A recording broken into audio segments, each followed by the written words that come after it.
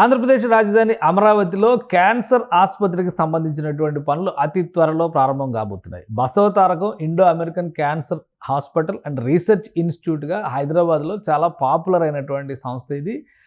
మాజీ ముఖ్యమంత్రి అలానే సినీ నటుడు ఎన్టీ రామారావు గారి భార్య బసవతారకం పేరు మీద నిర్వహిస్తున్నటువంటి హాస్పిటల్ ఇది. ఒక ప్రతిష్టాత్మకమైనటువంటి సంస్థ, తెలుగు రాష్ట్రాల్లో అందరికీ పరిచయం ఉన్నటువంటి సంస్థ. అయితే దీనికి సంబంధించినటువంటి విభాగాన్ని అమరావతిలో ఏర్పాటు చేయాలని 2018లోనే డిసైడ్ చేశారు ట్రస్ట్ చైర్మన్గా ఉన్నటువంటి నందమూరి బాలకృష్ణ. దానికి తగ్గట్టుగా అమరావతిలో హెల్త్ సిటీ ఏరియాలో ప్రస్తుతం ఉన్నటువంటి తుళ్ళూరు మండలం పరిధిలోకి వచ్చేటువంటి సీడ్ యాక్సిస్ రోడ్డు సమీపంలోనే 15 ఎకరాల భూమిని కేటాయిస్తూ గతంలో చంద్రబాబు నాయుడు ప్రభుత్వం నిర్ణయం తీసుకుంది. అలానే అప్పట్లో భూమి పూజ కూడా చేశారు. కానీ పనులు ప్రారంభించడానికి ముందరే ప్రభుత్వం మారడంతో మొత్తం వ్యూహం అంతా కూడా మారిపోయినటువంటి పరిస్థితి. అక్కడ హాస్పిటల్ నిర్మాణమే కాదు, అమరావతి నిర్మాణమే కుంటుబడినటువంటి పరిస్థితి.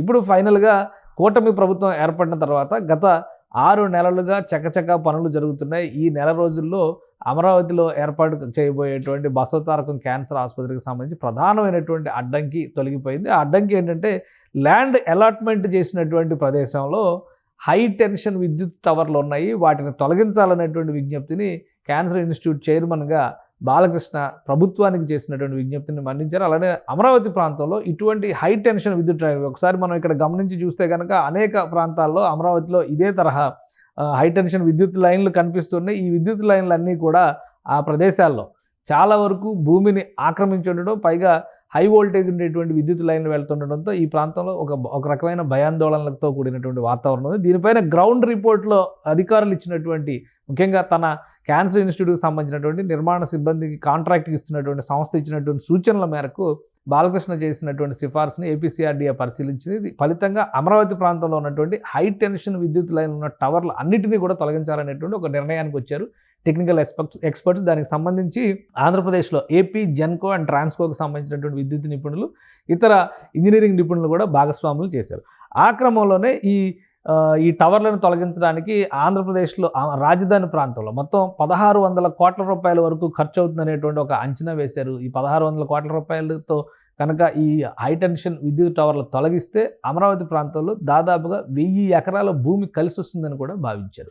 వీటన్నిటిని అంచనా వేసిన తర్వాత పనులు ప్రారంభించారు. ప్రస్తుతం తుది దశకు చేరుకున్నాయి. ప్రధానంగా బసవతారకం క్యాన్సర్ ఆసుపత్రికి కేటాయించినటువంటి 15 ఎకరాల స్థలంలో ఉన్నటువంటి విద్యుత్ టవర్లన్నీ కూడా తొలగించారు. ఈ దృశ్యాలు మనం చూస్తున్నాం ఇక్కడ. ఈ తొలగించడం వల్ల నిర్మాణం మరింత సులువుగా జరుగుతుందనేటువంటి ఆలోచనని బసవతారకం క్యాన్సర్ ఆసుపత్రి యాజమాన్యం కూడా భావిస్తుంది. సో ఈ క్రమంలో ఈ తొలగింపు ప్రక్రియ దాదాపుగా పూర్తయిపోవడంతో ఇప్పుడు పనులు ప్రారంభించడానికి కావాల్సినటువంటి చర్యలు తీసుకోవడానికి క్యాన్సర్ ఇన్స్టిట్యూట్కి సంబంధించిన సిబ్బంది రెడీ అవుతున్నారు. ఒకసారి మనం ఇక్కడ ఈ దృశ్యాల్లో కనుక గమనించి చూస్తే గతంలోనే దీనికి సంబంధించిన ప్రణాళికని అనౌన్స్ చేసింది క్యాన్సర్ హాస్పిటల్. ప్రస్తుతం ఉన్నటువంటి కండిషన్ ఇది, ల్యాండ్కి సంబంధించినటువంటి కండిషన్ ఇది.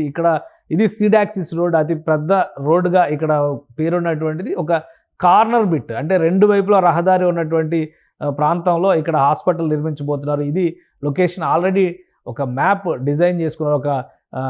ఇది చూస్తే కనుక ఫ్లోర్ ప్లాన్తో సహా రెడీ చేసుకుని ఉంది క్యాన్సర్ హాస్పిటల్. కాబట్టి అతి త్వరలోనే ఫేజ్ 1 పనులను ప్రారంభించారు. ఇది అవుట్లుక్ ఇలా ఉండబోతుంది. ఫేజ్ 1 పనుల్లో భాగంగా మొత్తంగా 1000 పడకల ఆసుపత్రిని నిర్మించాలనేటువంటి ఆలోచన క్యాన్సర్ హాస్పిటల్ యాజమాన్యం చేసింది. బాలకృష్ణ గారి ఆధ్వర్యంలో ఉన్నటువంటి కమిటీ కూడా దీన్ని అప్రూవ్ చేసింది. ఒకవేళ ఈ 1000 పడకల హాస్పిటల్ ఒకేసారి కడితే ఇబ్బందులు ఎదురవుతాయి అనుకుంటే కనుక ఫేజ్ 1, ఫేజ్ 2గా దీన్ని విభజించారు. ఫేజ్ 1లో చూస్తే 300 పడకల కెపాసిటీ ఉన్నటువంటి హాస్పిటల్ని, అలానే క్యాన్సర్ ఇన్స్టిట్యూట్కి సంబంధించిన రీసెర్చ్ ఇన్స్టిట్యూట్కి సంబంధించినటువంటి వ్యవస్థలను కూడా ఏర్పాటు చేయాలని చెప్పని డిసైడ్ చేసింది బసవతారకం క్యాన్సర్ హాస్పిటల్ యాజమాన్యం. ఈ నేపథ్యంలోనే భూమి పూజకు సంబంధించినటువంటి పనులు గతంలోనే పూర్తయ్యాయి కాబట్టి ఇప్పుడు తక్షణం పనులు ప్రారంభించడానికి కావాల్సినటువంటి చర్యలను తీసుకోవాలని క్యాన్సర్ హాస్పిటల్ యాజమాన్యం డిసైడ్ చేసింది.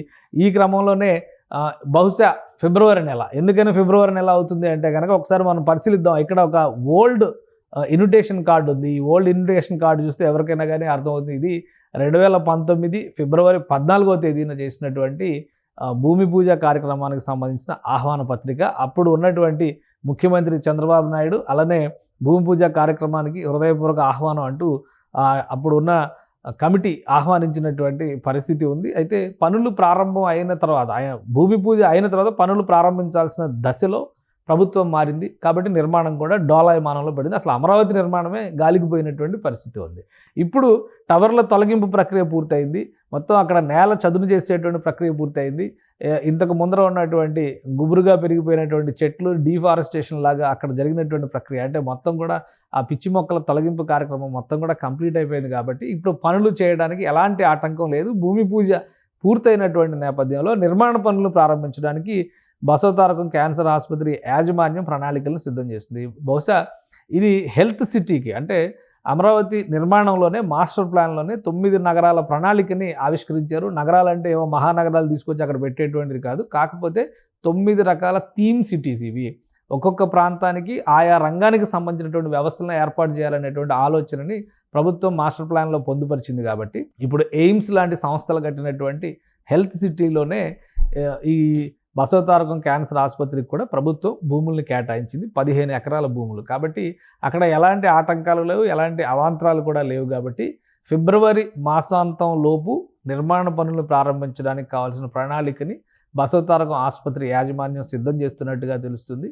ఒక పని గనక మొదలైతే, అంటే ఒక సంస్థ గనక పనులు మొదలు పెడితే కొత్తగా నిర్మాణ ప్రక్రియను మొదలుపెట్టబోయేటువంటి సంస్థలన్నిటికీ కూడా ముందు వరుసలో నిలబెట్టేటువంటి అవకాశం ఉంటుందనే ఆలోచనతో ప్రస్తుతం ఎమ్మెల్యేగా ఉన్నటువంటి హిందూపురం ఎమ్మెల్యేగా ఉన్నటువంటి బాలకృష్ణ తెలుగుదేశం పార్టీలో కూడా కీలకమైనటువంటి నాయకుడు, అలానే బసవతారకం క్యాన్సర్ ఆసుపత్రి బోర్డు చైర్మన్గా కూడా ఆయనే ఉన్నారు. కాబట్టి అందరికీ ఆదర్శంగా నిలిచే విధంగా ప్రైవేటు సంస్థలన్నీ కూడా నిర్మాణాన్ని శరవేగంగా ప్రారంభించే విధంగా ఉండాలంటే బసవతారకం ఆసుపత్రి నిర్మాణ పనుల్ని నేరుగా ప్రారంభించాలని ఆలోచన చేస్తున్నట్టుగా తెలుస్తుంది.